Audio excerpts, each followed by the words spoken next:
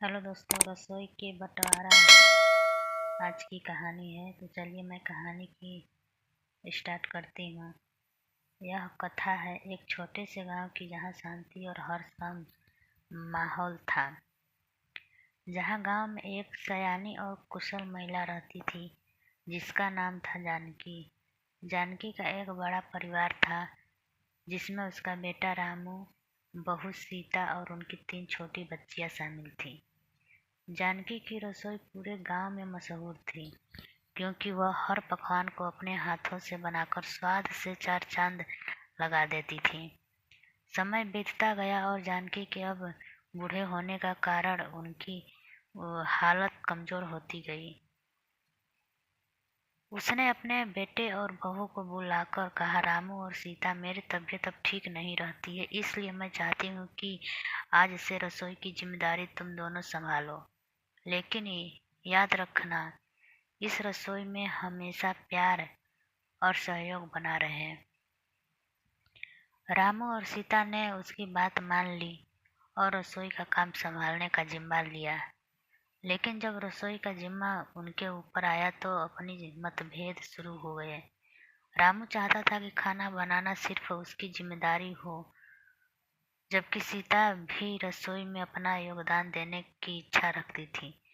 धीरे धीरे ये मतभेद झगड़े में बदल गए और रसोई का वातावरण गर्म हो गया।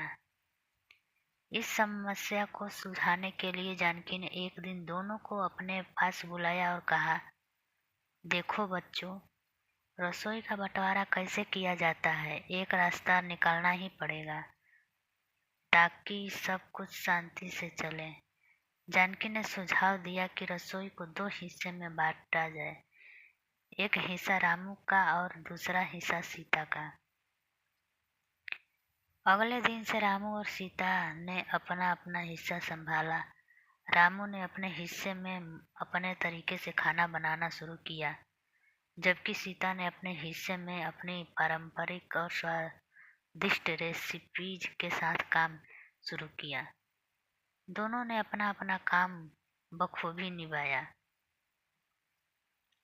लेकिन कुछ ही दिनों में गांव वालों को यह महसूस हुआ कि अब जानकी के हाथों का वह पुराना स्वाद नहीं आ रहा था।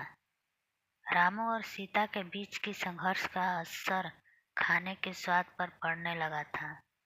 लोग धीरे धीरे उस पुराने खाने को याद करने लगे और जानकी से उसके बारे में पूछने लगे। जानकी ने इस समस्या को समझाया और एक दिन रामू और सीता को फिर से बुलाया। उसने कहा, बच्चों, खाने का असली स्वाद प्यार, सहयोग और एकता में ही है। यदि तुम दोनों अलग अलग काम करोगे तो खाने में वह पहले जैसा स्वाद कभी नहीं आ सकेगा। हमें फिर से कोशिश करनी चाहिए कि दोनों मिलकर काम करें और अपने अपने गुणों को मिलाएं। रामू और सीता ने यह जानकी की बात मान ली और फिर से मिलकर काम करने का फैसला किया। इस बार उन्होंने मिलकर काम करने की योजना बनाई। रामू ने सीता की रेसिपी को ध्यान से सीखा और सीता ने रामू को खाना बनाने के तरीके को समझा। दोनों ने मिलकर खाना बनाना शुरू किया और धीरे धीरे रसोई में फिर से वही पुराना स्वाद लौट आया। गांव वाले फिर से जानकी की रसोई के खाने की तारीफ करने लगे। इस बार रामू और सीता के बीच कोई मतभेद नहीं था। दोनों ने मिलकर काम किया और रसोई को पहले से भी अधिक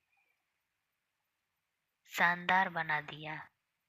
वे समझ गए थे कि जब तक सहयोग और एकता नहीं होगी, तब तक कोई काम सफल नहीं हो सकता। इस प्रकार रसोई का बंटवारा अब एकता और सहयोग में बदल गया। जानकी के आशीर्वाद और रामू सीता के मेहनत से उनकी रसोई गांव की सबसे प्रसिद्ध रसोई बन गई। जानकी ने उन्हें यह सिखाया कि किसी भी काम में सफल होने के लिए प्यार, सहयोग और एकता बहुत महत्वपूर्ण है। तो बाय दोस्तों, मेरी कहानी यहीं तक समाप्त होती है। अगर मेरी वीडियो अच्छी लगी हो तो मेरे चैनल को सब्सक्राइब एवं वीडियो को लाइक ज़रूर कीजिएगा।